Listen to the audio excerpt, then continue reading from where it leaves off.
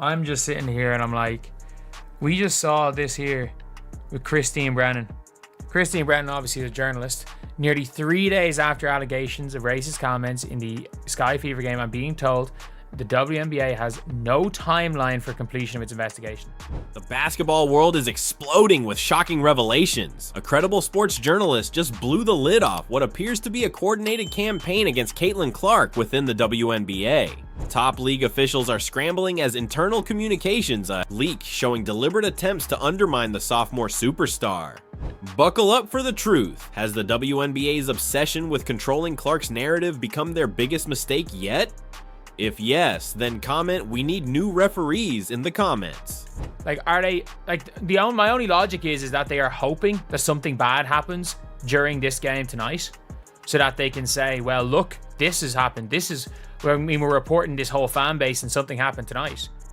Alright, so the WNBA is having a full-blown meltdown right now, and honestly, it's completely their own fault. We've got a legitimate journalist, not some random Twitter account with 3 followers and a basketball emoji in their handle, but an actual credentialed reporter with sources inside the league. Office exposing what looks like a coordinated effort to diminish Caitlin Clark's impact on women's basketball. First of all, again, the Chicago. If this was about something other than this, the Chicago Sky coach made it clear there was no issues in Indiana while he was working there, and he didn't hear anything at the game, and it's all because of stuff on Twitter. Let's just call this what it is: the most embarrassing self-sabotage by a professional sports league in recent memory. The WNBA finally has the mainstream attention they've been desperately seeking for decades, and their response is apparently to undermine the very player bringing in millions of new viewers. It's fair enough. There's no need to announce you had a review in the first place, though. That's just my opinion. There was no need to go out there and announce that you were reviewing anything, because, well, there's just no need. Trying to figure out a world where basically everything is recorded, no sound or video, because nothing happened. And again, I'll always say, yes, some person could have said something in the crowd, but as a crowd, as a whole, as a totality of a crowd, nothing happened. This entire situation started with that now infamous investigation into alleged racist comments during the Indiana Fever versus Chicago Sky game. You remember, the game where Clark recorded that historic triple-double, and the Fever broke 11 records while absolutely demolishing the Sky by 35 points. Instead of celebrating this incredible performance, the WNBA launched an investigation based on... wait for it. Twitter posts. Not evidence. Not video footage. Not audio recordings. Christine Brennan, a respected journalist with USA Today, has now revealed something far more troubling. According to her sources, the investigation was never about protecting players from racist abuse. It was about finding something, anything, to shift the narrative away from Clark's dominant performance. Brennan reports that in a leaked internal communication from the league office, a senior WNBA executive wrote, "Need to find balance in coverage. CC momentum becoming problematic for league narrative." Yes, you read that correctly. A league executive describing a player's popularity as problematic. Imagine the NBA calling LeBron James's popularity problematic for their league narrative. The absurdity is off the charts, but it gets worse. Brennan's report includes details of a messaging strategy created weeks before the Fever Sky game, outlining ways to ensure balanced coverage across all players, which might sound reasonable on the surface, except the document specifically. Outlined methods to limit Clark-focused stories and redirect media attention, regardless of on-court performance. This explains so much about how the league has handled Clark since she entered the WNBA, the constant nitpicking over her defense, the minimizing of her historic achievements, the bizarre focus on her facial expressions and body language. It wasn't just random media members with agendas. There appears to have been an actual coordinated strategy from within the league itself. Let's talk about this investigation for a moment, because it's the perfect example of this strategy. 3 days after launching it, the WNBA announced they have no timeline for completion. Why? Because they're not finding anything. Because there's nothing to find. Tyler Marsh, the Chicago Sky's coach who previously worked for Indiana, stated clearly that he heard nothing inappropriate during the game. Multiple attendees have confirmed they heard nothing beyond normal basketball. Heckling. What they did here, and what some tried to mischaracterize as racist chanting, was a popular Flight Reacts sound effect that's regularly played in NBA arenas, including at Pacers games. It's a meme sound. That's it. That's what launched this whole controversy. So why is the investigation still ongoing? According to Brennan's sources, the league is hoping something else comes up before they have to admit there was no evidence. They're literally waiting for another controversy to overshadow this one. That's not journalism. That's not protecting players. That's damage control for a self-inflicted wound.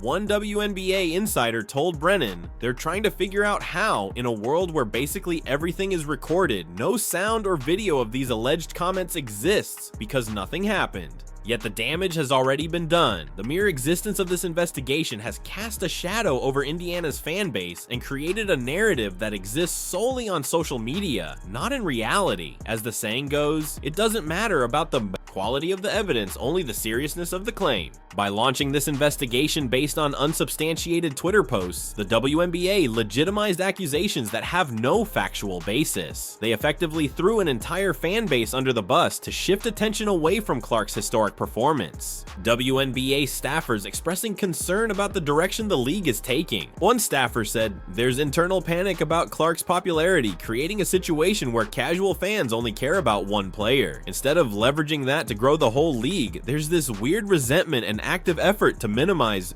her." The question is, why? Why would a league that has struggled for years with viewership, attendance, and mainstream relevance actively try to diminish their biggest star? The answers revealed in Brennan's reporting are fascinating. First, there's apparently significant concern about competitive balance in media coverage. Some league executives believe that allowing Clark to become the face of the WNBA could alienate other stars and their fan bases. This might make sense in theory, but in practice, it shows a fundamental misunderstanding of how sports marketing works. Every successful sports league has had faces. According to Brennan's sources, certain influential figures within the league's power structure are uncomfortable with the changing demographics of the WNBA fan base. There's genuine concern among some that newer fans coming in through Clark don't fit the right profile, one source told Brennan. Instead of seeing new fans as a growth opportunity, they're viewed with suspicion. This is perhaps the most baffling aspect of the entire situation. The WNBA has spent decades fighting for mainstream attention, media coverage, and financial viability. Now they have it, thanks largely to Clark's appeal, and some within the league apparently see this as a problem rather than an opportunity. Let's be clear about something. Caitlin Clark is not just popular. She's bringing unprecedented attention to women's basketball. Her games break viewership records. Arenas sell out. Merchandise flies off shelves. Television networks are fighting for broadcast rights. This should be celebrated as a massive win for women's sports. Instead, we get investigations based on Twitter, posts, and internal strategies to limit coverage of the league's biggest star.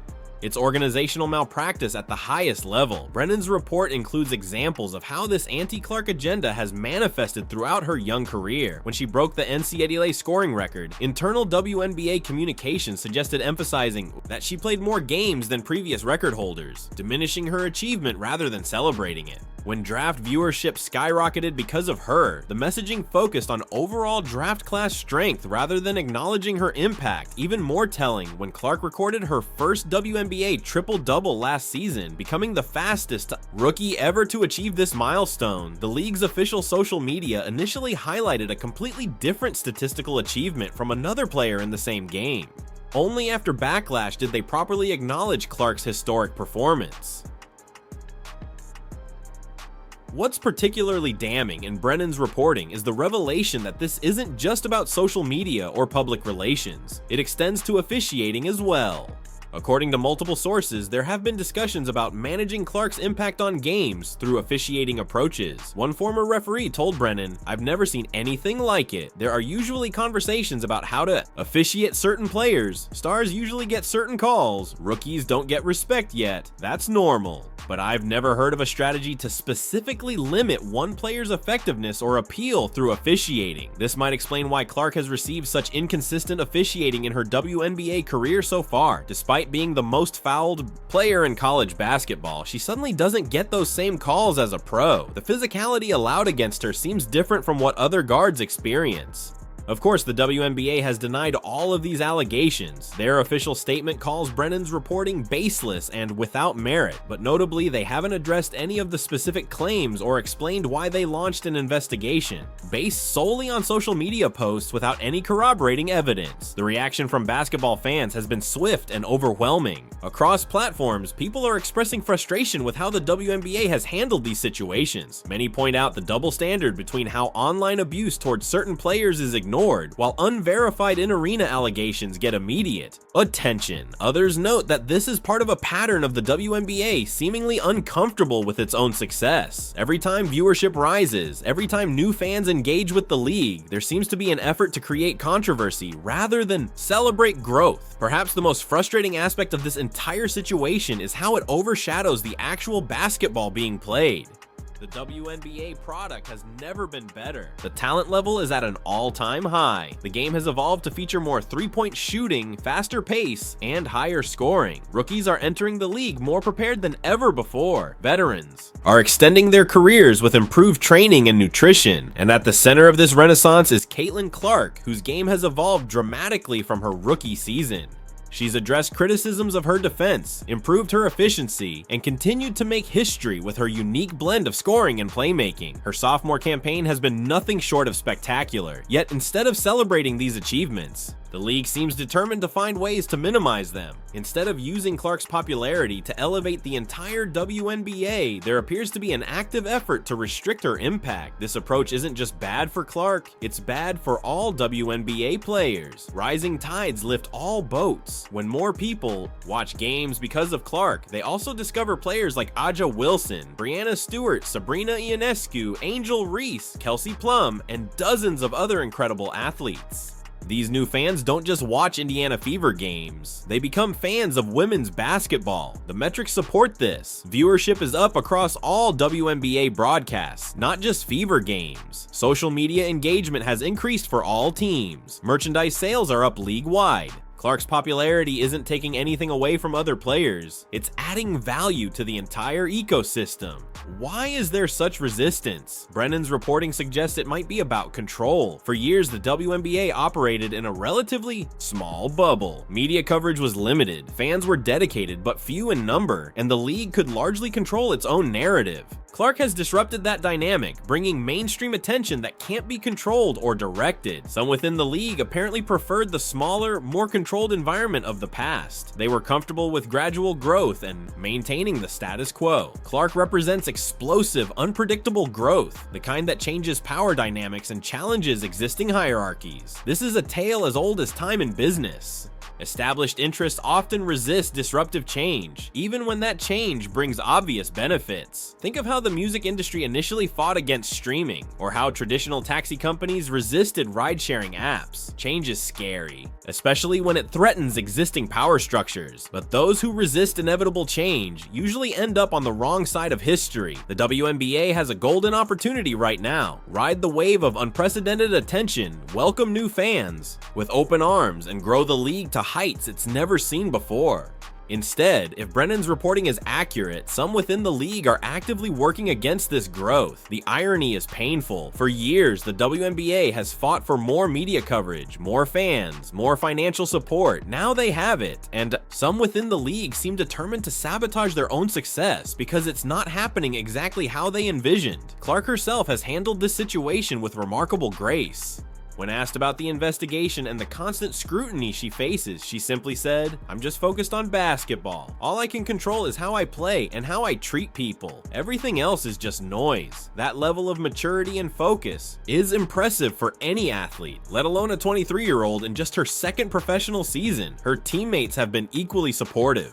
Aaliyah Boston, the former #1 pick who could have felt overshadowed by Clark's arrival, instead embraced her as a partner. When asked about the alleged agenda against Clark, Boston said, "It's disappointing to see. We know how hard Caitlin works, how great she is for our team and the league. Anyone who actually cares about women's basketball should be celebrating what she's bringing to the game." The Chicago Sky's coach, Tyler Marsh, deserves credit as well. Despite being on the receiving end of that 35-point blowout, he was honest about what he experienced in Indiana. "I heard nothing inappropriate from the crowd, nothing racial, nothing crossing any lines. It was a typical basketball atmosphere, loud, passionate, but respectful." His integrity stands in stark contrast to the unnamed sources who pushed the racist narrative on social media after the game. It would have been easy for him to stay silent or even support accusations against a rival team. Instead, he told the truth even when it didn't serve his team's interests. The most troubling part of Brennan's reporting involves the potential impact on the upcoming All-Star game, scheduled for Indianapolis this summer. According to her sources, there have already